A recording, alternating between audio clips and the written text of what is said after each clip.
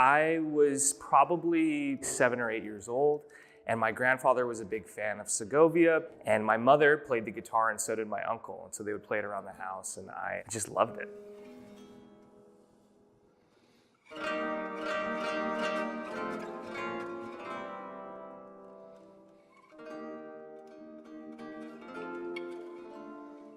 Well, as you can see, there's a lot of cool and interesting techniques you can do on the guitar. But I think mainly the reason that I chose to play the instrument was it's a poetic instrument.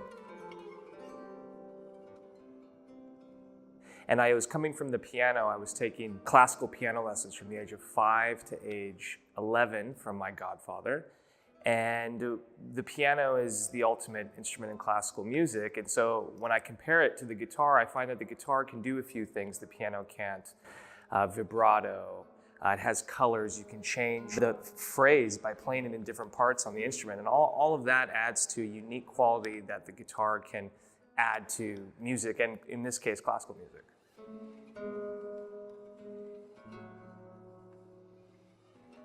So you could take a very simple melody, 3 notes, E, F, and G.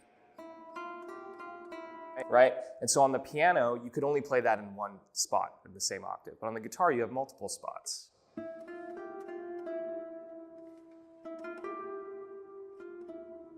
When you add vibrato, you can manipulate the line, and each string has a different character. In general, the higher up on the neck you get, the warmer the sound.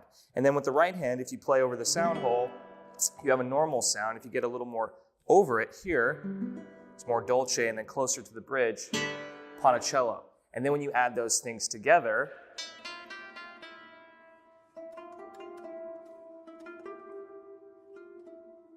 you get a big variety, and to me that's really cool.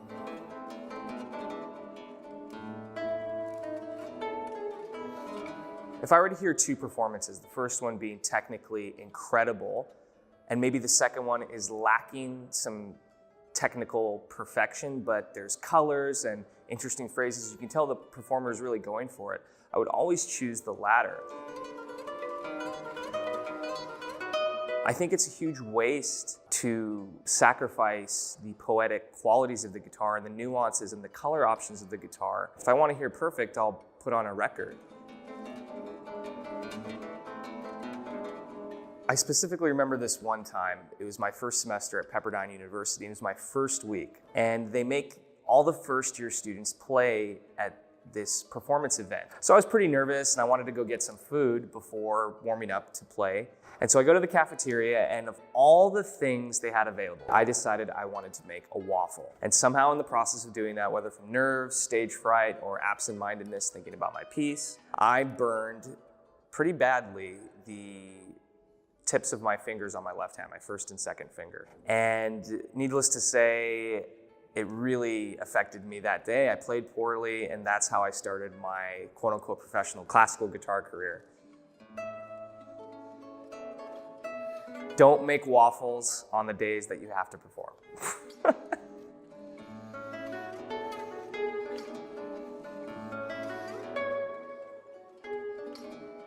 It's never too late to start your musical journey with the guitar. There are 3 keys, I believe, with these students who are starting later in life.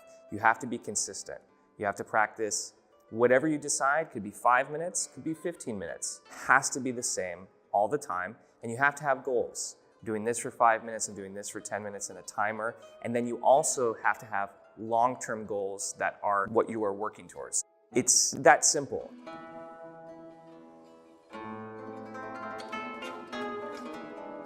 After all these years, I'm still on this musical journey.